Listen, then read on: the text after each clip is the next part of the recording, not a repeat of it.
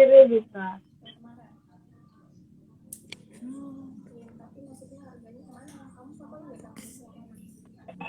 Aku belum lihat Hanum ya.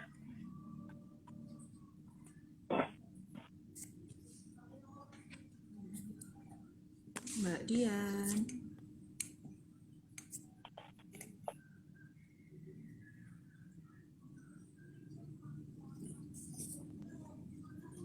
Assalamualaikum Hanum, alhamdulillah. Ya Allah. Akhirnya bisa ya. Sampai keringetan saya. Hanum, suaraku kedengeran nggak? Kencang-kencang kok kedengeran. Suara aku agak noise kayaknya, soalnya aku di teras nih. Di luar. Nggak apa-apa, tapi kedengeran kok. Kedengeran. Kedengeran ya. Mbak Dian, ini baru pertama kali ya aku sama Mbak Dian ya. Iya, baru pertama kali. Seneng banget ketemu sama Hanum. Oke. Mbak Dian, mungkin perkenalan dulu sama yang lain kali ya. Mbak Dian selain di Quadra nih, selain di Quadra, Mbak Dian biasanya aktif di mana? Kalau saya biasanya aktifnya selain di Quadra itu di pusat pembelajaran keluarga. Saya jadi konselor di situ dan juga kadang bantu-bantu juga di biro psikologi lainnya. Ya paling bantu ya kan Mbak Hanum. Gitu. Ini maaf ya Mbak Dian, kita agak telat mulainya jam berapa ini? 16, Oh iya, nggak apa-apa. Sebetulnya kita udah dari tadi ya Hanum ya, cuman kan error ya. Iya benar. Maaf ya pemirsa. Iya, maaf ya siapapun yang sedang bergabung. Iya. Udah lumayan nih ada yang bergabung. Iya. Alhamdulillah. Oh iya, judulnya hari ini apa ya? Tentang toxic di lingkungan kerja ya? Iya, tentang toxic workplace. Oh iya, Mbak Hanum tuh kata Mbak Awen suara Mbak Hanum kecil katanya. Oh iya. Iya. Aku lagi agak bindeng kali ya. Oh iya, tapi sebetulnya masih kedengeran sih kalau di aku. Agak kecapean. Masih kecil suaranya. Cukup lah, cukup. Cukup ya. Iya, agak kecapean, besok mau ngelenong lagi kan. Ya Allah, sibuk kali Mbak Hanum ini. Oke. Ya. Oke. Hari ini mau bahas tentang ini ya, toxic di lingkungan kerja ya. Sebenarnya Toxic workplace, betul. Iya, workplace, toxic workers. Toxic di lingkungan kerja itu apa sih sebenarnya gitu? Suruh teriak dik. Oke.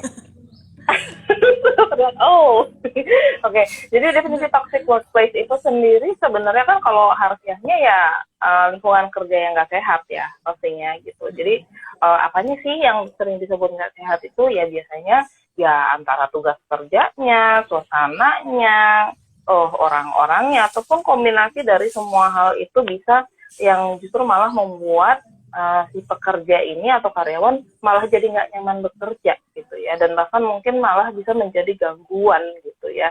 Nah kemudian kalau misalkan nih mau lebih didetailkan lagi yang dimaksud lingkungan kerja itu yang seperti apa sih ya, kalau berdasarkan teorinya sih itu setidaknya ada 5 Mbak Hanum. Jadi mulai dari working hours-nya, jam kerjanya gimana, long hours atau enggak apa gimana, memungkinkan istirahat atau malah overwork apa gimana gitu. Kemudian juga lingkungannya secara fisik gimana, maksudnya apakah nyaman ataukah enggak dipakai bekerja. Nah kemudian juga ada esteem need gitu, kebutuhan kita akan harga diri, kebutuhan kita akan penghargaan gitu, kita dapat nggak di lingkungan kerja kita itu. Kemudian juga ada working relationship-nya juga, hubungan orang per orang yang ada di dalam pekerjaan itu, antar sesama coworker gimana, sama atasannya gimana, nah gitu ya. Terus kemudian juga yang terakhir itu salah satunya adalah job security-nya, keamanan kita dalam melaksanakan pekerjaan. Itu tuh penting banget. Kalau misalkan sampai karyawan merasa oh kayaknya perusahaan nggak mementingkan keselamatan kita nih, itu juga bisa menjadi uh, ya ujung-ujungnya jadi toxic workplace juga gitu. Gitu Mbak Hanum, so far mengenai definisi dari toxic workplace gitu. Eh, apa ya? Kalau dilihat dari definisinya lah, penjelasan sedikit banyaknya tadi, itu berarti sebenarnya masalah ini tuh penting ya untuk dibahas. Kadang yang di dalam itu nggak sadar kalau dia dalam lingkungan toksik gitu. Ya nggak sih Ah Mbak ya, Dian ya? oke. Nah, benar kalau ibaratnya kan kalau dalam kasus aja ya, seringkali orang itu kadang perlu disadarkan bahwa dirinya adalah korban gitu. Dia nggak menyadari kalau dia udah ada di pusaran yang nggak sehat dan lain-lain. Dia cuma taunya muncul dalam gejala-gejala fisik kayak misalkan, aduh kok aku kalau mikirin kerja udah males ya gitu. Aku kok sering stres ya mikirin kerjaan. Aku kok nggak bisa tidur ya kalau mikirin kesalahan aku di tempat kerja dan lain-lain kan seperti itu. Nah itu tapi dia nggak sadar kalau ternyata itu emang akibat dari workplace yang kurang sehat gitu ya. Nah kenapa sih kok kita penting ya membahas dari toxic workplace ini? Ya karena kita hadapi aja ya, makin kesini konsep orang akan karir itu berubah gitu. Kalau dulu mungkin zamannya boomer, zamannya veteran itu mungkin mereka sangat menghargai yang namanya stability, menghargai yang namanya loyalty. Mereka rata-rata di suatu company itu bisa lama gitu ya. Nah tapi kita sekarang menghadapi masa di mana orang-orang, apalagi ini khususnya sekarang yang menjadi dominan adalah generasi pekerjanya adalah generasi milenial ya. Nah itu mereka ya ini berdasarkan penelitian ya. Jadi memang masa kerjanya itu di suatu perusahaan menjadi lebih pendek gitu ya. Beberapa tahun lalu masih 4 tahun 2 bulanan lah masih bisa stay. Tapi makin ke sini 2 tahun 8 bulan gitu loh. Jadi kan semakin pendek dan pendek, udah nggak mikirin lagi masalah nanti pensiun gimana, udah bukan itu. Jadi ada pergeseran mindset memandang karir dan apa yang dianggap penting dari suatu pekerjaan. Dan itu bisa kita lihat dari data itu bahwa sekarang itu karyawan dia nggak takut untuk ninggalin perusahaan gitu. Dia nggak takut, begitu dia lihat oh emang ada yang lebih baik, begitu dia nilai yang sekarang tempat kerjanya oh nggak nyaman, oh nggak sehat gitu, kemudian dapat alternatif yang lain yang lebih baik, dia akan nggak ragu gitu untuk meninggalkan gitu. Nah itu yang tentu implikasinya bagi perusahaan, ya cost di rekrutmennya, training dan lain-lain gitu ya, itu kan ngefek ya. Nah jadi kalau misalkan toxic workplace ini nggak dibahas ya kemungkinan nanti akan kurang info dan nggak paham kalau misalkan ternyata oh nggak sadar kalau misalkan oh ternyata lingkungan kita tuh kayak gini loh gitu, yang ternyata nggak bikin karyawan kita mau komit, mau lama kerja di tempat kita gitu. Dan lebih parahnya lagi kalau misalkan ternyata yang mau pindah itu justru malah karyawan-karyawan yang top performer gitu, yang kinerjanya bagus gitu. Wah itu kerugian besar kalau mereka semua pada pindah gitu kan, gitu, atau banyak yang pindah gitu. Gitu sih mbak Apa namanya? kurang lebih. Jadi dalam lingkungan kerja yang toksik ini sebenarnya itu merugikan dua pihak ya, dari karyawan iya, dari pihak perusahaan iya ya. Betul, Eh, yang ya iya, kerugiannya ada di dua-duanya, di karyawan dan juga dari perusahaan pun juga iya gitu. iya ya, Bahkan untuk berarti kadang karyawan yang ditinggalkan itu juga ada gitu. Jadi misalkan kita tahu ya kalau hasil penelitian juga yang bahwa ada kalau misalkan karyawan kita itu memiliki sahabat di tempat kerjanya, dia akan lebih kecil kecenderungan dia untuk pindah. Tapi kayak gimana kalau misalkan temennya pindah tuh, aku juga pengen pindah gitu ya. Kayak gitu. Atau ya apalagi misalkan atau enggak atasan yang inspiratif dan beliau pindah gitu. Itu kan nggak mungkin bawahannya juga mau pindah gitu, atau mungkin atasannya akan ngebawa dia gitu. Kita sering ya dengar yang seperti itu gitu. iya juga ya, Ya benar-benar. implikasi Eh, seperti itu ada gitu. Berarti untuk istilahnya paham dengan apa ya, kejadian ini atau apa ya, paham akan lingkungan ini gitu, lingkungan toksik ini, kita harus tahu gejala-gejalanya ya. Kadang kan emang benar-benar mungkin Betul. karena oh dari dulu sudah begitu kok, emang kayak gitu kok gitu. Padahal itu sebenarnya sudah ciri-cirinya gitu. Kira-kira Eh, nah, gejala-gejalanya tuh apa sebenarnya aja sih Mbak? Nah, gejala-gejalanya ya termasuk salah satunya yang Mbak Hanum bilang tadi tuh, ya udah dari dulu begini-begini aja kok, nggak ada perubahan gitu ya, nggak ada perubahan gitu. Jadi kan, padahal kan situasi itu selalu berubah, zaman itu berubah gitu. Nah, kalau gitu-gitu terus, kebayang ya pasti akan ada sesuatu yang nggak fit gitu. Itu lama-lama nggak akan fit, nggak nyesuaiin dengan perubahan zaman gitu. Dan itu nantinya akan ada dampaknya pastinya ya. Nah, jadi kalau gejalanya itu juga ya apa sih ya kalau toxic workplace itu biasanya kelihatan dari karyawan-karyawan itu nggak berani ngungkapin pendapat gitu, nggak berani ngungkapin pendapat. Kalau misalkan rapat ya sepi aja gitu, nggak ada ya nggak, ibaratnya diskusi itu nggak hidup gitu, karena udah tahu kalau misalkan kita pendapatnya berbeda, ntar malah gimana, malah nggak enak misalkan, atau malah dianggapnya lain kalau kita punya ide-ide yang cari muka lah, yang apalah misalkan seperti itu. Nah, terus kemudian nggak ada, ya itu ya, nggak ada yang lebih beda pendapat. Kemudian misalkan yang dipromosiin orang-orang yang itu aja, yang dekat sama bos atau yang disenengin bos, misalkan seperti itu. Nah itu ya. Kemudian juga ya pastinya misalkan nih ada rekan kerja kita yang kurang disiplin atau apa, dan itu nggak ada penindakan. Nah itu ya, terus macam-macam sih.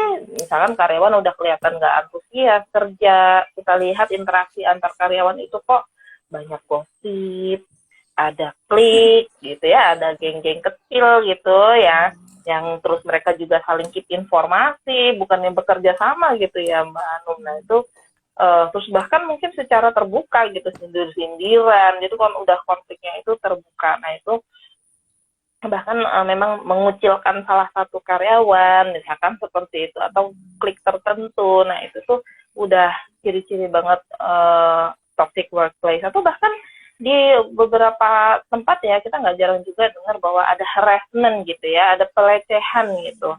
Pelecehannya itu ya memang ya sudah ibaratnya tuh semua juga mengakui kalau itu pelecehan, tindakan itu pelecehan. Nah itu ya tadi ya, esteem needs itu, apakah kita dengan bekerja di situ merasa dimanusiakan, dihargai atau tidak. Nah itu juga berpengaruh, itu toxic workplace atau enggak. Kemudian karyawan itu ketika menghadapi assignment, menghadapi tugas-tugas atau dalam bekerja, dia lebih sibuk memikirkan takut gagal, takut konsekuensi kalau salah, takut konsekuensi kalau nggak sesuai ini. Padahal mereka sudah berusaha keras gitu. Padahal kan sebenarnya di dalam organisasi itu kan seharusnya iklim pembelajarnya itu yang juga ditumbuhkan gitu loh. Kalau bahkan dari satu kesalahan pun bisa jadi peluang untuk berkembang gitu ya. Itu kan sebenarnya begitu. Kalau misalkan orang udah takut salah, nggak akan berani kreatif juga sih, ya kan? Karena takut resiko gagal, atau takut ambil resiko dan lain-lain gitu. Dan itu pun ketika seseorang terlalu takut pada konsekuensi, maka perlu dipertanyakan apakah ada ancaman-ancaman atau tekanan-tekanan yang seperti apa sampai seperti itu. Nah itu ya.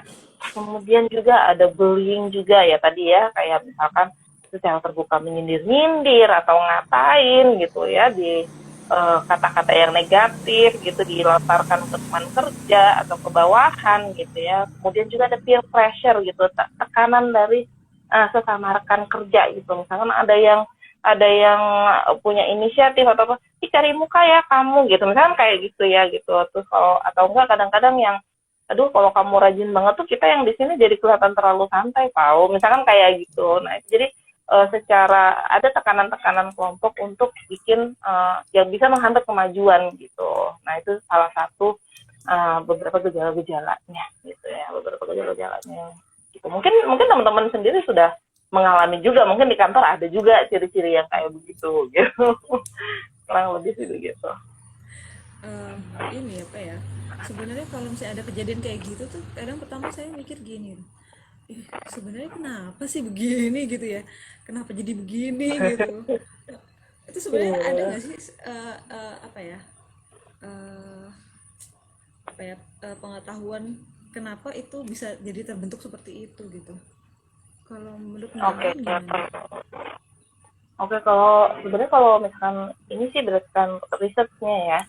Kalau bilang risetnya sih sebetulnya kenapa suatu tempat kerja itu bisa menjadi toxic gitu ya, bisa mulai dari organisasinya sendiri, belum jelas apa value-nya, ataupun kalau sudah ada value-nya, nilai-nilai apa yang diutamakan atau diharapkan dari karyawannya, itu mungkin belum dikomunikasikan dengan baik. Karena kan values itu penting, itu yang menjadi dasar dari nanti budaya yang akan dibangun bagaimana. Bahkan ketika organisasi itu punya values, tapi dalam realitanya budaya yang dibangun atau dalam prakteknya tidak sejalan dengan values-nya perusahaan itu bisa menimbulkan kebingungan dan lain-lain. Misalkan contoh nih, ada suatu perusahaan yang salah satu value-nya itu adalah piety atau kesalehan gitu ya. Nah, kalau kesalehan ya, tapi ternyata dalam praktek pekerjaannya suap menyuap itu ada, gratifikasi itu ada, misalkan seperti itu. Nah, itu kan tandanya sudah nggak sejalan dengan values-nya gitu. Ataupun ketika ada karyawan yang berlaku asusila di kantor, tidak dapat tindakan apa-apa yang tegas, misalkan contohnya seperti itu. Nah, itu kan tidak align gitu ya, tidak sejalan. Atau mungkin kalau mau contoh yang lain, misalkan nih, ya itu tadi misalkan value-nya kesalehan. Maka kita kan sering lihat sekarang banyak tempat usaha yang kalau misalnya di jam-jam sholat dia tutup gitu ya, untuk bisa beribadah. Itu salah satu contohnya budaya yang dibangun dan daily practice-nya itu sejalan dengan value-nya. Atau ada perusahaan yang dia salah satu value-nya adalah energi gitu. Nah, jadi dia memastikan karyawan-karyawan ini mendapatkan waktu istirahat yang cukup supaya pas kerja itu dia energized gitu. Memang datang itu siap untuk bekerja, antusias gitu ya. Dan energinya juga ada gitu karena sudah beristirahat dengan cukup. Nah, itu salah satu contohnya. Nah, ketika itu ada yang nggak align atau tidak dikomunikasikan dengan baik pada karyawan dan tidak dibangun budayanya di perusahaan, disampaikan dengan baik pada karyawan, nah itu nanti juga hasilnya bisa salah satunya membuat jadi toxic workplace. Karena kan perilaku-perilaku yang diharapkan, yang sejalan dengan value itu yang perlu dikomunikasikan dan didefinisikan dengan jelas gitu. Seperti itu. Kemudian juga yang berkontribusi juga biasanya kurangnya keterampilan. Mau itu keterampilan hard skill kah atau soft skill kah? Contoh, kalau soft skill misalkan bos kita leadership skill-nya kurang. Jadi pendekatannya kurang humanis, misalkan dalam memandang karyawan, kurang tertarik untuk mengenali karyawan, apa sih yang jadi sumber motivasi dia, apa sih yang menjadi hambatan bagi dia, taunya marah-marah aja, misalkan kayak gitu. Atau nggak ngerti gimana appreciate gitu ya bawahannya, atau bahkan malah dia narcissistic gitu, yang kalau ada kemajuan ya gara-gara aku nih gitu, tapi kalau misalkan ada kesalahan lempar kesalahan ke anak buah, misalkan seperti itu. Nah, itu kan lack of leadership skills, lack of morals juga ya kadang-kadang ya. Terus kemudian juga contoh kalau misalnya hard skills-nya, kemampuan teknis, kita tahu sekarang kita udah masuk era 4.0 atau bahkan 5.0 gitu, dimana kemampuan teknis itu menjadi sangat penting gitu ya. Dan sekarang kita kerja pasti sudah pakai aplikasi macam-macam gitu. Kebayangkan kalau misalkan ternyata kita punya leader yang sulit untuk adapt dengan cara kerja yang seperti itu, dengan teknologi. Kita punya coworker yang menyikapi perubahan itu dengan negatif gitu ya. Yang udah boro-boro belajar, dia udah langsung bilang aku mah nggak akan bisa gitu, aduh ribet, akhirnya dia malah tergantung dan lain. Jadi ibaratnya di dalam satu kelompok itu skill gap, ada kesenjangan keterampilan gitu loh. Nah, itu akhirnya timnya menjadi disfungsi dan lain-lain gitu ya. Jadi itu penting gitu mengenai masalah skill ini, dan ini juga nantinya akan ada peran perusahaan untuk mau invest nggak nih kepada pengembangan skill karyawan untuk mengatasi tadi gap kesenjangan dari skill itu tadi gitu. Nah, seperti itu ya. Terus juga ya wrong man on the wrong place gitu. Nah, ini rekrutmennya karyawan yang di hire sesuai value-nya nggak, sesuai value perusahaan nggak, fit for the job apa enggak gitu, atau masih ada faktor-faktor yang tidak objektif dalam keputusan hiringnya, misalkan seperti itu ya. Misalkan sebetulnya sudah ada rekomendasi dari bironya misalkan untuk ini orang tidak direkomendasikan, tapi ownernya suka, jadi akhirnya ya kandidat lain yang tidak disarankan itulah yang diambil. Nah, akhirnya ada masalah dan lain-lain. Nah, nggak fit for the job dan lain-lain, ya itu nyumbang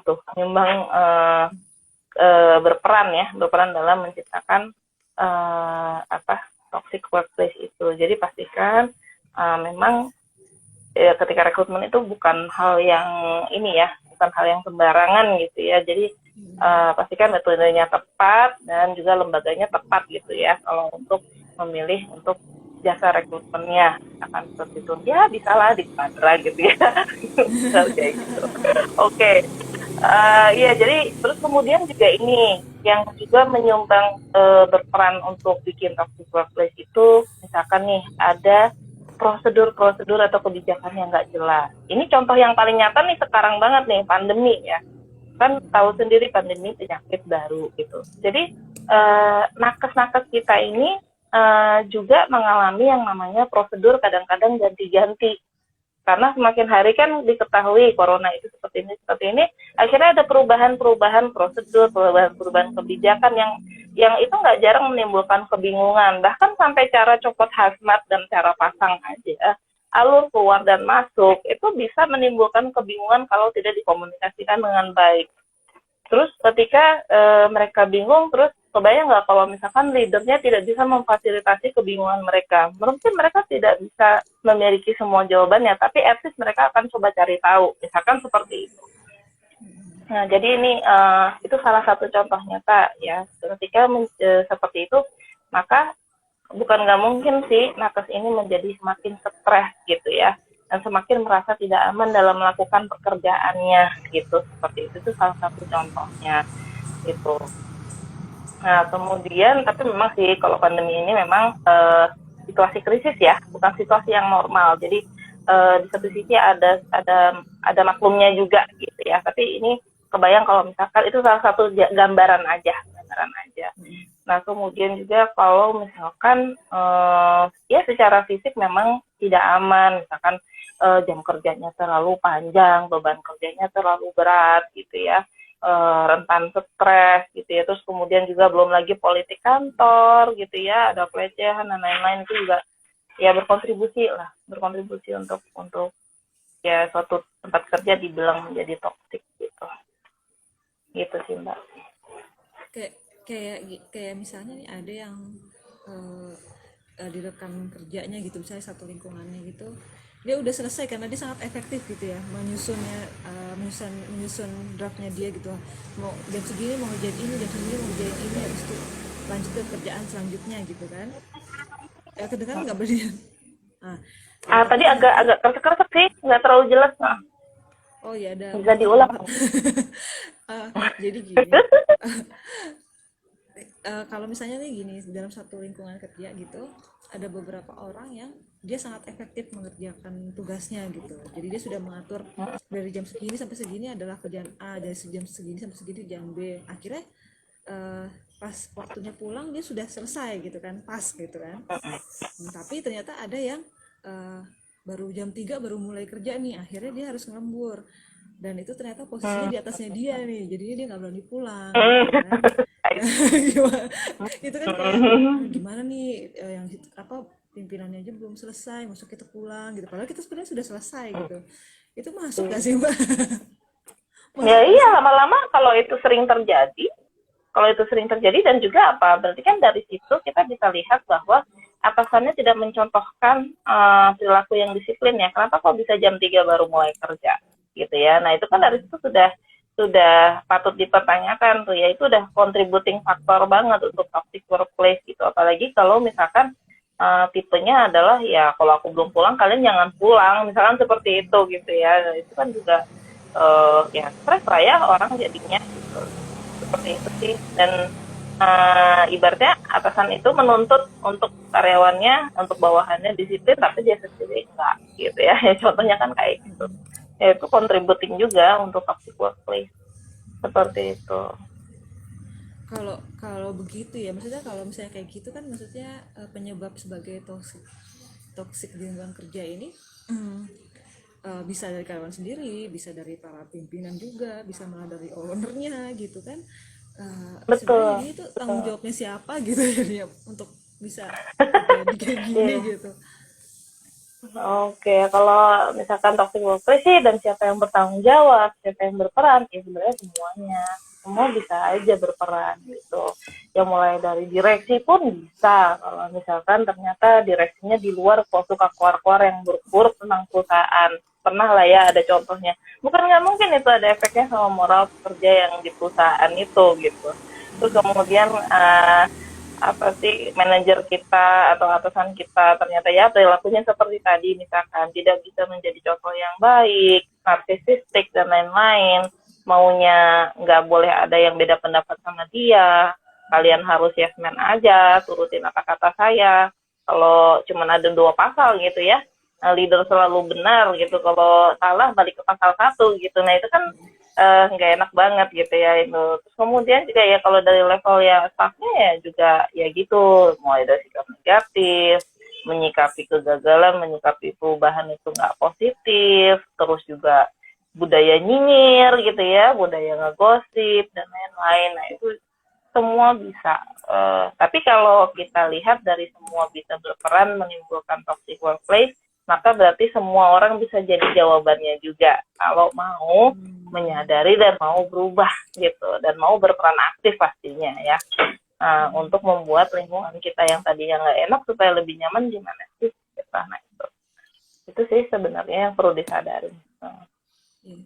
Eh, ini saya jadi ini deh saya apa kebayang dikit gitu misalnya sebelum kita membahas tentang gimana caranya biar lingkungan itu nggak toksik lagi gitu.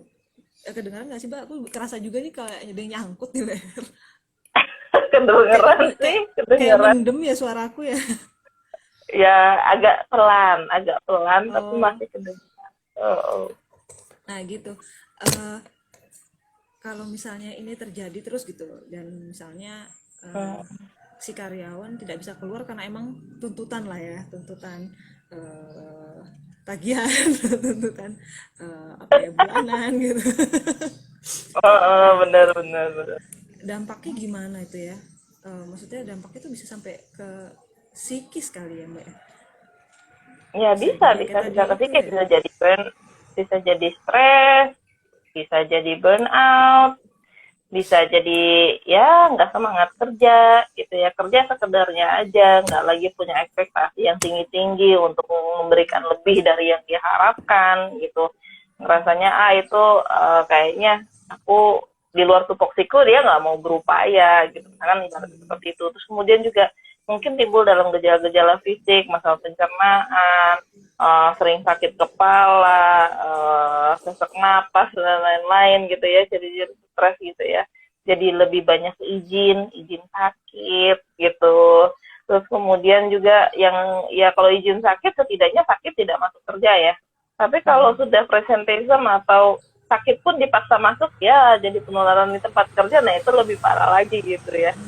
Nah kemudian juga kayak tadi Mbak Hanum kan bilang kalau aduh sebetulnya udah nggak nyaman banget di tempat kerja itu karena toksik tadi itu, terus kemudian tapi nggak bisa keluar karena masih ada cicilan dan lain-lain gitu ya. Nah itu kan berarti sebenarnya bertahannya hanya karena belum ada pilihan yang lebih baik kan. Ya kontinuan setelah jatuhnya ya komitmennya, bukan karena memang dia ngerasa cocok di situ, dia ngerasa senang di situ. Nah kebayangkan orang-orang yang seperti itu, perusahaan tetap menggaji, bahkan mungkin tetap mentraining, tapi sebenarnya si orang ini cuman badannya doang di situ, jiwanya udah nggak di situ gitu, udah nggak mau berefort lebih, udah nggak semangat, dan bahkan mungkin di luar bisa jadi dengan rekan-rekan dia yang lain gitu, yang mungkin di other companies gitu, malah nggak merekomendasikan tempat kerjanya sebagai tempat kerja yang baik, misalkan seperti itu. Perusahaannya nggak dapat review yang baik, misalkan seperti itu. Nah itu kan itu lebih damaging gitu ya. Ibaratnya itu kan baru niat untuk pergi, tetapi kan dia masih tetap di perusahaan itu gitu. Jadi itu kerugiannya lebih ya, bahkan daripada turnover, bahkan bisa dikatakan begitu. Kalau kalau turnover setidaknya dia sudah tidak di perusahaan lagi, kalau dia mau perilakunya seperti itu sudah low moral gitu ya, udah udah nggak semangat gitu ya, udah kurang disiplin misalkan seperti itu, udah nggak jadi trouble bagi perusahaan gitu. Kan turnover bisa jadi fungsional juga ya, kalau misalkan ternyata yang keluar adalah karyawan-karyawan yang low performer gitu. Kalau misalkan kinerja buruk, ya dia keluar ya malah syukur gitu. Sebenarnya kan kayak gitu. Gitu. Tapi jadi effort lebih ya buat Ibaratnya seperti perusahaan kalau misalnya ada yang baru gitu kan, dimulai lagi training baru, ini lagi yang apa betul. namanya mengajarkan hal baru lagi kan, apa ya, Iya, keluar kos lagi betul. berarti kan ya. Iya, betul, keluar pas lagi. Tapi ya daripada mempertahankan orang yang emang udah jiwanya nggak di situ gitu ya, dan emang nggak mau berubah, itu lebih sulit lagi. Kalau di Kalau Indonesia hire baru sendiri, dan sesuai, ya, oh ya Mbak, gimana Mbak? gimana gimana. Mbak Dian aja dulu, Ya, baru tapi Dian kalau dulu. kalau misalkan ternyata yang di hire memang sesuai value dan memang kerjanya bagus ya, ya jadi keuntungan Syukur tersendiri ya. ya, kan seperti itu. Tadi gimana? Tapi kalau Apa yang oh, mau kalau di Indonesia sendiri untuk toxic di lingkungan kerja ini itu trennya gimana? Yang Oke, kalau Indonesia ini mengenai tren berapa yang mengalami toxic workplace itu belum ada sih risetnya gitu. Tapi kalau oh gitu. misalkan mengenai angkatan kerjanya kita itu kan masih memang ada kombinasi dari angkatan baby boomers, ada angkatan generasi X, dan juga ada millennials ya, kita-kita ini gitu ya.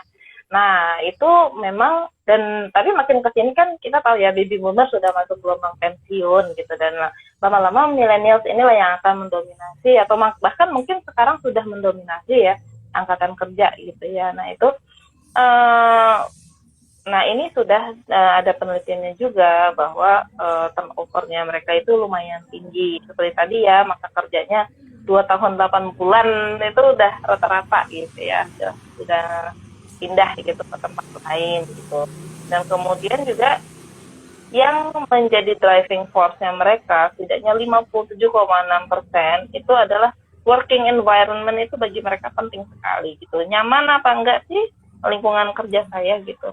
Dan itu eh, lebih berpengaruh terhadap kinerjanya mereka daripada komitmen organisasinya mereka. Jadi um, kalau begitu mereka nggak menemukan bahwa oh ini kayaknya nggak nyaman deh, nggak nyaman, mereka nggak nemuin meaning di pekerjaannya tadi ya, esteem need itu tadi ya, ternyata dia nggak dapet di pekerjaan itu yang, dan terus ditambah lagi ada alternatif pekerjaan yang lebih baik, ya mereka nggak akan ragu untuk meninggalkan itu gitu. Belum lagi kalau misalkan ternyata perusahaannya nggak mau invest untuk, atau nggak banyak investasi untuk pengembangan si karyawan, atau bahkan mungkin peluang untuk pengembangan karir ke depannya, oh kayaknya kok ini masih belum jelas nih. Nah itu juga salah satu hal-hal yang di value sama generasi milenial. Tapi tentu saja yang namanya pembagian berdasarkan generational begini, itu kita juga nggak, itu kan hanya sekedar kecenderungan ya, kecenderungan karakteristiknya itu seperti ini. Kita juga nggak bisa block thinking bahwa semua milenial itu seperti itu, tetapi ada trennya seperti itu gitu, gitu sih kurang lebih seperti itu. Jadi dengan hasil penelitian tadi berarti gimana ya, itu tadi jangan sampai kebutuhan akan organisasi menciptakan suatu suasana yang kolaboratif, yang kondusif gitu dalam bekerja, itu penting banget untuk buat mereka bertahan gitu. um, ya kalau misalkan ternyata toksik ya nggak heran kalau bakal banyak ditinggal gitu ya. Itu sih. Jadi ya itu tadi, misalkan ternyata ketemu toxic workplace, terus juga akhirnya jadi punya niat untuk pergi gitu ya, niat untuk resign gitu. Terus udah nggak fokus kerjanya, udah sibuk cari kerjaan-kerjaan baru gitu kan, sampai akhirnya turnover beneran, bener-bener resign beneran gitu. Gitu sih, Mbak. Kalau di iya, Indonesia kurang lebih seperti itu. saya baru tahu kalau yang soal yang dua, yang tadi kan sudah dari awal dibahas juga ya soal rata-rata zaman sekarang itu turnovernya paling panjang itu sekitar 2,8 tahun ya masa kerjanya. Iya. Dulu tuh ada istilah eh, kutu loncat katanya kalau misalnya Iya, sudah kutu udah loncat. Kalau pindah dulu kan gitu. kutu loncat identiknya negatif ya, konotasinya negatif ya. Eh, Tapi sekarang rupanya banyak yang ngelakuin itu gitu. Hmm. Sekarang malah jadi bertanya-tanya sebenarnya kenapa sih jadi gitu ya gitu kan Mbak ya, kenapa jadi pada Mm-mm. kutu loncat gitu. Mm-mm. Nah, Ya katanya sih kalau berdasarkan risetnya ini dari Pak Budi ya itu juga mengatakan bahwa yang namanya milenial ini mereka punya rentang perhatian yang eh, lebih pendek daripada generasi-generasi yang sebelumnya. Nah juga karena itulah mereka juga cenderung menjadi lebih kurang sabar. Mereka pengen pengembangan diri yang lebih cepat. Mereka pengen kalau bisa naik posisi lebih cepat, naik karir lebih cepat gitu ya. Bahkan 87% milenial itu juga mengatakan bahwa peningkatan di tempat kerja, perkembangan tempat kerja dan karir itu sangat penting bagi mereka dan juga mereka pengen menjadi orang yang dianggap penting di pekerjaan gitu ya. Jadi meaningful di situ gitu. Jadi kalau misalnya memang ternyata mereka dianggap nggak penting ya ya mereka juga akan cari tempat yang menganggap mereka penting gitu dan perusahaan yang membantu mereka menjadi orang penting gitu memiliki skill-skill yang dibutuhkan untuk jadi orang penting gitu sih pastinya gitu jadi kalau baiknya jadi kalau apa Mbak, ya tadi Mbak Dian mau ngomong apa, jadi kalau apa?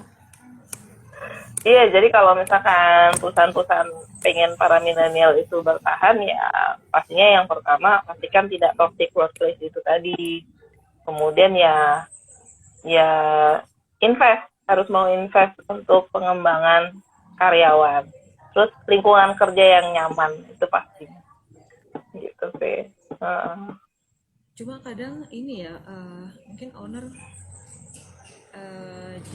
nggak tahu ya, saya di perusahaan-perusahaan lain cuma saya yang sepengalaman saya aja gitu ya,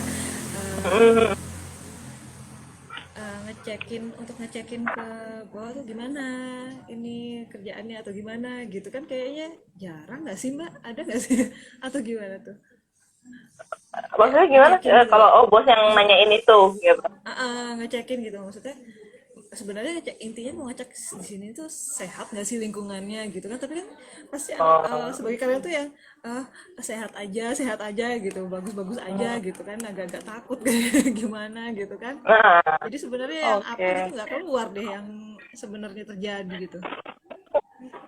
nah ya itu kan apa ya itu kan dari situ kan kelihatan bahwa ada suatu komunikasi yang tidak lancar. Mungkin sistem pengaduan pun di perusahaan itu mungkin belum ada atau belum berjalan dengan baik ya gitu. Nah jadi kemudian juga dari perusahaan mungkin juga mungkin tidak mengadakan survei. Biasanya kan kalau perusahaan-perusahaan itu mengadakan survei ya kepuasan karyawan dan lain-lain. Dari situ juga bisa mendapat info apakah perusahaan mereka ini sehat apa enggak sih, bisa menimbulkan job satisfaction untuk karyawannya apa enggak gitu, dan dari situ juga bisa menjadi evaluasi. Terus kemudian dari turnover aja, oke, turnover rate itu memang penting, tetapi kita juga lebih penting lagi mengetahui siapa sih yang pergi dari tempat kita gitu. Kalau yang kebanyakan pergi adalah low performer, ya nggak apa-apa gitu. Tapi kalau misalkan yang kebanyakan pergi adalah top performer atau bahkan championnya, nah maka bisa jadi itu biasanya berkaitan dengan ya mungkin kompensasinya kurang bersaing, bisa juga mungkin ada ketidakcocokan dengan bisa dengan owner misalkan atau dengan direksi dan lain-lain, bisa aja itu terjadi gitu, atau mungkin dengan manajer atau ya gitulah ya, itu bisa menjadi indikasi gitu. Terus kemudian ya itu tadi selain survei, lihat juga online review gitu. Apa sih pendapat orang tentang perusahaan mereka? Ada nggak sih review yang mereview perusahaan kita ini sebagai tempat yang dipilih untuk apa direkomendasikan untuk bekerja apa enggak sih? Bahkan majalah SWA aja ada ya, masalah SWA itu ada gitu untuk perusahaan-perusahaan yang dianggap bagus gitu loh untuk sebagai tempat bekerja gitu. Nah itu kita level berapa di situ ratingnya gitu misalkan kayak gitu, itu kan bisa menjadi ini ya atau bisa menjadi bahan masukan benchmark dengan perusahaan-perusahaan atau di industri sejenis, kita ini gimana sih, bersaing apa enggak gitu, untuk kompensasi dan lain-lain gitu, benefit gitu ya, misalnya kayak gitu, salary dan lain-lain gitu ya, itu kan bisa gitu ya. Kalau sekarang sih informasi seperti itu ya cukup banyak sih sebenarnya kalau mau dicari gitu. Kalau perlu bahkan ada juga yang meng-hire konsultan gitu ya untuk mengadakan survei, untuk yang lain-lain ya, boleh lah gandeng Quadra juga ya untuk itu gitu per saat Iya kalau butuh. benar-benar. Bisa, Nanti bisa sama Mbak bisa. Dian juga. Oke. Ya kayak gitu. Oh ya, Kurang lebih kalau di kayak Indonesia, gitu. kalau di Indonesia sendiri ini kan budayanya tuh banyak ya Mbak ya. Maksudnya sudahlah kita dari Mm-mm. negara kepulauan, per pulau banyak sendiri-sendiri lagi budayanya gitu. Nah, Betul. di tempat kerja itu, di tempat kerja sendiri, gap antara usia dan zaman itu kelihatan banget. Terus budaya yang sudah Betul. berjalan selama ini itu di kantor tersebut itu juga ada gitu, misalnya kayak model hmm, kamu nggak boleh banyak ngomong ke atasan atau gimana gitu kan, langsung langsung tersetting gitu sama yang paling baru-baru juga, akhirnya jadinya Iya. diem gitu kan. Gimana Nah ya? itu satu contoh pressure-nya ya Mbak ya. Begitu juga tadi kayak tadi kan Mbak Atam bilang kalau kita ini punya banyak budaya dan beda generasinya juga gitu ya, itu akhirnya menyebabkan di perusahaan akhirnya jadi ada ya tekanan-tekanan seperti itu gitu, yang antara yang profesional dengan yang kepantasan, ibaratnya kan kayak gitu, sopan dan santunnya gitu kan, ibaratnya gitu. Nah, tetapi kan sebetulnya kalau mengenai penyampaian, maka itu kan kembali kepada cara ya. Kalau kita bisa menyampaikannya dengan asertif, tanpa menyakiti gitu ya, kemudian iklim yang dibangun itu bagaimana?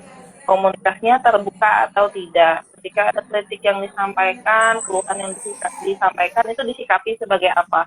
Sebagai serangan pribadi kah, atau sebagai pembelajaran untuk semuanya, sebagai oh karena ini nih kita jadi bisa mendeteksi permasalahan dengan lebih cepat sebelum semakin berlarut, kita jadi ibaratnya terperangkap di toxic workplace ini tadi gitu. Nah itu lagi, makanya kan leadernya bisa nggak membangun iklim seperti itu, di organisasi itu membangun nggak iklim seperti itu.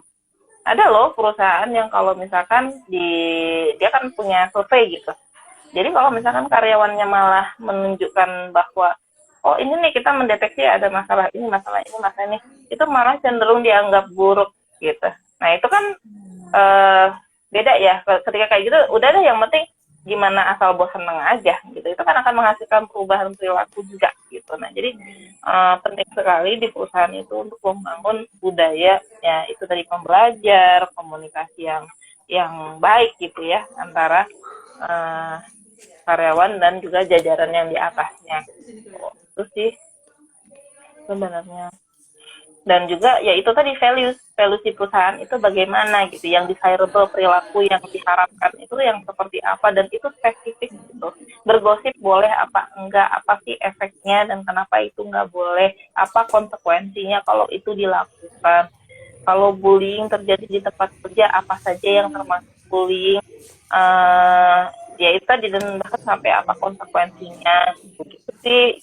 Dan itu didiskusikan, sering di sering di apa sering disampaikan, dibuat jargon-jargon atau dibuat istilah-istilah yang catchy gitu ya. Ya mohon maaf ini bukan terkait dengan politik ya, tapi ini contoh nyatanya misalkan nih kayak OKOC misalnya, itu kan singkatan ya, sebenarnya singkatan tapi mudah disebut, mudah diingat gitu ya, yang itu bisa stand for bisa aja kepanjangannya sesuatu hal yang misalkan value-nya mereka. Mungkin kayak Pertamina akhlak gitu ya.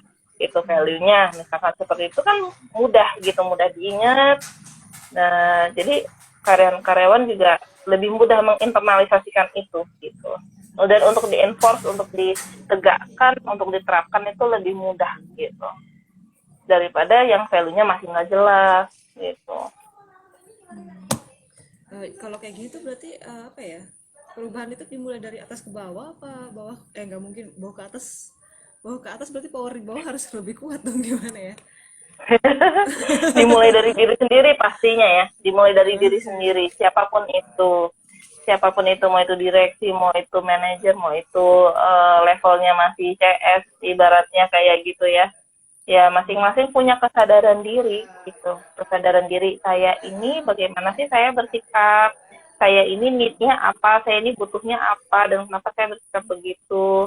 Eh, jadi jangan sampai kita bilang toksik toksik toksik, tapi ternyata kita yang toksik bagi orang lain gitu ya. Ternyata kita pun sendiri dari kesopanan aja kita kurang gitu. Ketika kita cenderung emosional, ketika mood kita lagi nggak bagus, kita cuek aja memperlakukan orang seperti apa. Nah itu kan juga menjadi salah satu ini ya, dimulai dari perbaikan diri sendiri sih gitu. Kita udah cukup peduli nggak dengan rekan kerja kita, atau ketika kita melihat ada suatu hal yang buruk yang dilakukan teman kita, rekan kerja kita diam aja. Nah itu kan sama aja kita berperan juga dalam menciptakan toxic workplace itu. Kalaupun secara sistem tidak ada konsekuensi, tapi kan kalau dari ibaratnya ada sanksi sosialnya, ada teguran dan lain-lain dari teman, ada yang berusaha mengingatkan, ya itu kan juga akan beda ya, beda itu kalau misalkan ternyata yang nggak ada yang peduli dan lain-lain. Itu tadi kalau udah nggak ada yang peduli itu juga salah satu ciri dari toxic workplace itu tadi, nggak ada saling percaya, nggak ada saling bantu gitu, nggak temennya nggak membantu untuk pengembangan diri gitu, dari kalian begitu. Jadi sebenarnya self awareness itu penting level apapun itu gitu. Iya ya, kalau nggak sadar kita yang jadi korban, atau nggak sadar kita yang malah melakukan, itu kan jadi gimana ya, kasihan ke diri kita sendiri juga sebenarnya jadinya ya. Iya benar. Jadi ya kalau perubahannya itu ya itu tadi ya, yang utama ya dari diri sendiri.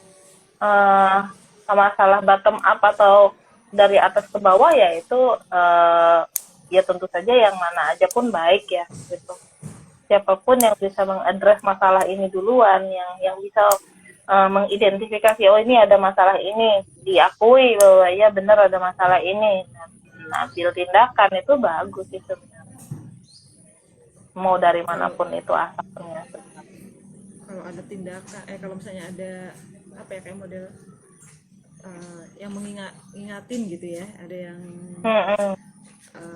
aware gitu, ada yang perhatian gitu ya istilahnya. Iya, betul. Terus kalau misalnya nih Mbak, Jadi kita sudah terlanjur nyemplung di situ, lalu nyemplung di situ dan tipe-tipe yang kita harus bertahan gitu ya, bertahan karena ya seperti yang tadi lah, karena masih ada tanggungan lah, apalah gitu. Oke. Gimana? Nah itu kita harus gimana gitu maksudnya. Oke. Jadi sebenarnya setiap orang itu memiliki pilihan ya, memiliki pilihan dengan segala konsekuensinya dan resiko-resiko apa yang siap kita tanggung. Setiap pilihan itu kan pasti ada resikonya, tetapi kita memilih resiko yang lebih siap kita tanggung. Biasanya kan begitu. Nah itu tadi dilihat baik dan buruknya, kesesuaiannya dengan kita, seberapa damagingnya, seberapa merugikannya ini buat kita, apakah memang tidak sesuai dengan kekurangan kelebihan kita. Nah itu ya evaluasi apakah kita akan bertahan atau pindah gitu. Apakah manajer kita ini memang abusive atau memang ada sesuatu yang masih bisa kita lakukan gitu ya. Terus kemudian ya bisa juga kita reframing gitu ya. Reframing itu mengubah cara kita memandang sesuatu. Misal nih, contoh kita punya atasan yang kurang kompeten, katakanlah begitu. Jadi kita sering kebebanan kerjaannya beliau gitu ya. Jadi kita yang ngerjain. Kita bisa memandang itu sebagai sesuatu yang merepotkan, menyebalkan, bikin kita stres. Atau di sisi lain kita bisa mengambil maknanya, oh aku nih kayak lagi disiapkan loh untuk menduduki posisi ini. Someday ketika aku sudah bisa sudah memiliki cukup pengalaman akan ini, aku bisa loh apply di perusahaan lain untuk posisi yang seperti ini karena aku udah terbiasa dengan tanggung jawab yang level begitu. Gitu. Aku udah terbiasa ngelakuin hal ini gitu. Jadi kembali lagi ke kita memaknainya gitu sebenarnya. Apakah kita mau memandang ini sebagai yang buruk-buruknya aja atau kita mau mengambil manfaat dari itu juga menjadi pilihan bagi kita.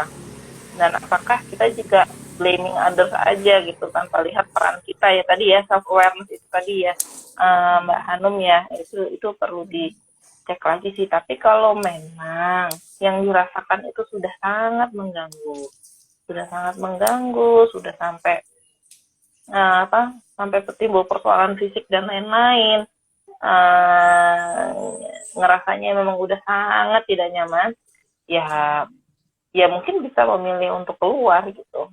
Itu butuh suatu keberanian juga untuk mengakui bahwa saya tidak sehat ada di sini, saya tidak fit ada di sini, dan kalau kita paksakan pun juga nggak akan baik untuk semuanya gitu. Itu nggak akan maksimal untuk perusahaan, kita pun juga jadi sakit, jadi nggak sehat gitu, sering marah-marah dan lain-lain, ke bawah sampai ke rumah misalkan seperti itu. Ya mungkin antara kita minta pindah ke unit lain atau bahkan mungkin kita resign gitu. Jadi ya kita tuh selalu punya pilihan sih sebenarnya gitu, dengan konsekuensi yang siap kita tanggung gitu aja.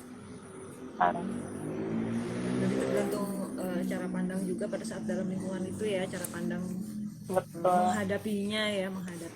Terus ya kalau misalnya sudah sampai nyerang ke fisik, ya itu ya, gimana hitung-hitungan kurang lebihnya lah, kalau misalnya memutuskan mau tetap di situ atau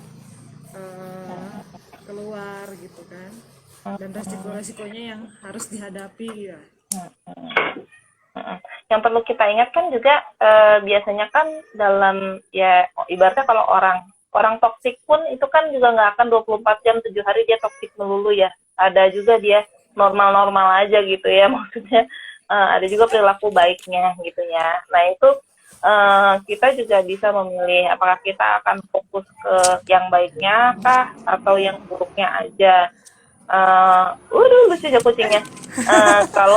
Kalaupun misalkan nih ada teman kita yang nyebelin banget gitu, yang negatif lah ya, negatif memandang suatu hal atau skill gapnya kok kejauhan. Nah maka kita bisa juga menyikapi itu dengan mencari tahu apakah dia ini emang nggak mau, apa emang nggak mampu, kalau kesulitan apa yang bisa kita bantu, misalkan seperti itu.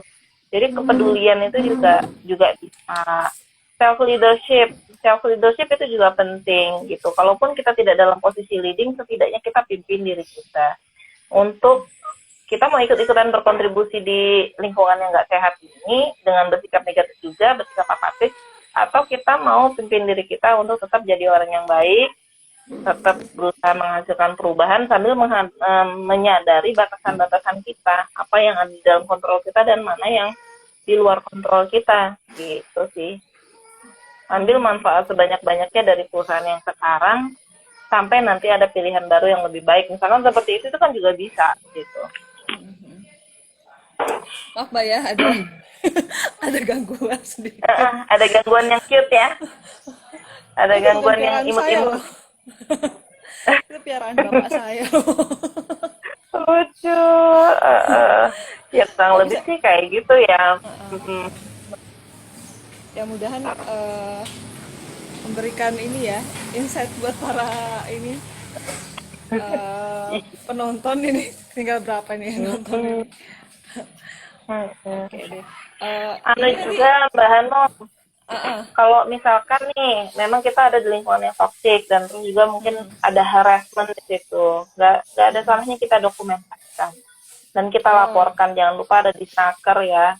Kita bisa juga mengajukan misalkan memang ada suatu hubungan kerja yang tidak baik gitu ya, yang merugikan pekerja, yang menyalahi undang-undang dan lain-lain, itu kita bisa gitu ya.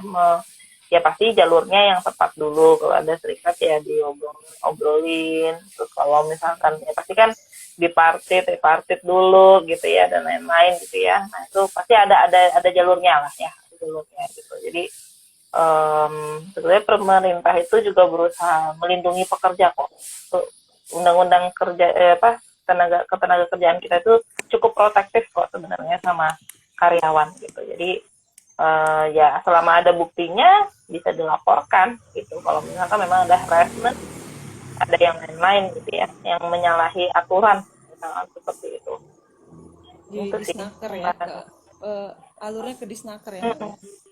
Iya, misalkan. Syukur kalau misalnya bisa ke HR-nya dulu sih, HR-nya dulu, Ngobrol-ngobrol dulu kali leadernya, ya. HR-nya, ya. Mm-mm. Kalau ada serikat ya mungkin nanya serikat, kayak gitu. Jadi misalkan anggotanya serikat misalkan seperti itu. Nah itu. Iya benar-benar. Eh, ada jalurnya lah, maksudnya jangan ujuk-ujuk tahu langsung ke disnaker gitu kali ya, mungkin bisa diobrolin secara Ada internal dulu jalurnya. kali ya. Heeh. Mm-mm. Betul. Kumpulkan bukti itu yang jelas. Ya kumpulkan bukti gitu. eh Berarti ini tuh lumayan beri insight sih buat saya ya.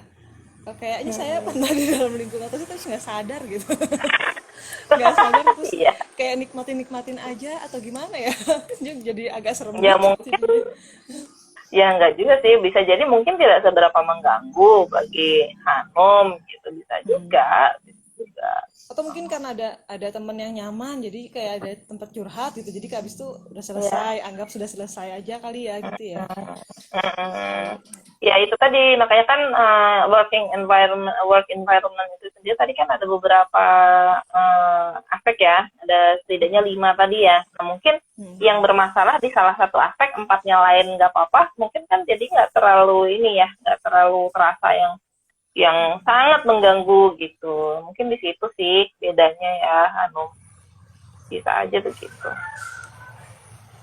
Selain misalkan dirimu ternyata orangnya berpikir positif juga, kan kita nggak tahu juga ya Iya gitu benar. kalau seperti itu. Bisa juga cara pandangnya, misalnya saya ini merasa terganggu yang dengan suatu hal yang A gitu ya, terus temen apa sih orang gitu aja nggak usah lebay gitu ya, bisa jadi ya Mbak ya. Tapi ya itu tadi, kalau di psikologi kan juga jangan juga dikit-dikit dibilang lebay. Kalau memang kamu punya perasaan, ya itu perlu divalidasi gitu ya. Perlu diterima.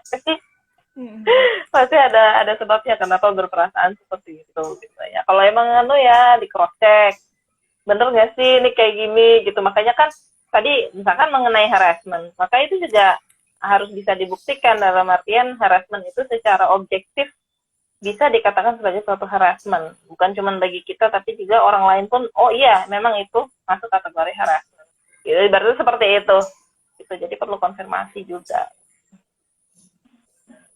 Syukur-syukur kalau ada saksi Mbak ya, saya kebanyakan nonton film atau gimana sih. Ya, saksi itu penting juga. Saksi itu penting. Saksi kalau dalam proses pembuktian, kan bisa juga laporkan polisi dan lain-lain kalau memang kekerasan ya. Apalagi kalau perempuan yang mengalami kekerasan itu juga pasti ada ya di Polres, itu ada UPPA Polres, kekerasan dari perempuan dan anak ya. Terus kita juga di pemerintah kota punya UPTD PPA, Unit Pelaksana Teknis Daerah untuk Perlindungan Perempuan dan Anak, itu monggo silahkan datang. Kalau memang ada perempuan yang diperlakukan tidak baik gitu ya, perlakuan salah dan lain-lain. Bahkan mungkin eksploitasi dan lain-lain itu juga itu bisa gitu, menghadapi kekerasan. Itu gratis gitu. Oh gratis ya sebenarnya, jadi tinggal keberaniannya aja nih mau ngelapor apa enggak gitu. Betul, betul. Ada aplikasinya juga, Lapor Pak. Nah, itu ya. Bisa diunduh di Play Store. Itu bisa untuk pelaporan kekerasan. Iya, ini off topic ya. Gitu. Tapi penting sih Mbak, kan kalau misalnya kita Betul. nggak ada yang mendukung gitu, nggak ada yang mendukung kita, nggak ada yang mau jadi ke pihak kita gitu kan, untuk bantuin aku dong kalau misalnya aku kenapa-kenapa ini di sini gitu. Betul. Ya mau nggak mau akhirnya Iya. dia harus langsung ke yang berwenang ya kan. Betul, ya. Mau nggak mau kayak gitu. Makanya kan pasti ada alurnya. Dan kalau misalnya itu memang di level bawah nggak terselesaikan, ya ya konsekuensinya adalah ya bakal keluar itu masalah gitu. Itu sih. Tapi ya untungnya kita ini orang Indonesia. Kadang masalah bisa selesai dengan kekeluargaan. Itu yang kadang-kadang ya itulah ya yang sering terjadi sih. Sering sih, bukan kadang-kadang di negara kita gitu. Apa ya, karena Indonesia terkenal sebagai negara yang ramah ya, Jadi sama. kalau misalnya ada masalah mungkin selesaikan dengan kekeluargaan itu lebih ini kali ya. Betul. Jangan lupa juga Lebih perkoncoan ya. Perkoncoan di oh, Indonesia ini mantap. Perkoncoan. ini sebelum Gitu diakhiri sih. kira-kira Mbak Dian ada mau tambahan lagi nggak? Apa ya? Tambahannya ya pastinya ayo kita berusaha jadi versi terbaik dari diri kita dimanapun kita berada, termasuk di tempat kerja gitu ya. Jangan sampai kita cuman sibuk blaming others, menyalahkan orang lain, menyalahkan lingkungan, tapi kita nggak lihat apa peran kita sendiri di dalam toxic workplace ini tadi gitu. Jangan sampai ternyata attitude kita pun sebenarnya bermasalah juga gitu. Ternyata kita pun nggak mau berubah kalau orang lain belum berubah gitu, tungguan lah terus kapan selesainya gitu. Jadi ya ya penting gitu untuk bisa memimpin diri sendiri, menyadari diri sendiri, ya itu tadi. Jadi versi terbaik diri kita dimanapun kita berada itu aja sih. Dan ya pastinya juga jangan juga selalu seperti jargon zaman sekarang be yourself gitu, tapi juga be part of your community gitu ya. Jadi bagian benar-benar jadi bagian dari komunitas kamu ya, peduli gitu, peduli dengan orang yang ada di lingkungan kita. Apa sih yang menyebabkan mereka bersikap begitu? Apakah pure karena mereka memang tidak mau, atau mereka sebenarnya ternyata kesulitan dan butuh bantuan gitu. Jadi kalau bisa pahami dulu sebelum judgement gitu, sebelum judgement keluar. Sih kalau bisa adalah sedikit kepedulian untuk itu gitu. Itu sih. Gitu. Eh, Jangan sampai oh ya udah dia saya gitu. Nah, itu ya jangan sampai kayak gitu. Gitu. lebih kayak be yourself tuh jadi lebih ke egois tuh jangan sampai gitu ya. Be yourself tapi Benar. malah egois gitu ya. Mm-mm. Aku ya gini gitu, ya kamu harus ikutin aku ya Mm-mm. kayak gini gitu, enak aja pengen Iya, diterima gitu. Berarti dia harus terima yang lain juga benar. dong. Itu loh kayak lagunya One Ok Rock itu loh. Stand out, fit in. Jadi walaupun kita stand out dengan kelebihan yang kita punya, tapi tetap kita berusaha menyesuaikan diri dengan apa yang ada di lingkungan kita gitu sih. Itu penting. Ini waktunya sudah 17:16 nih, pas. Oh iya, Pas nih oke, Mbak. oke.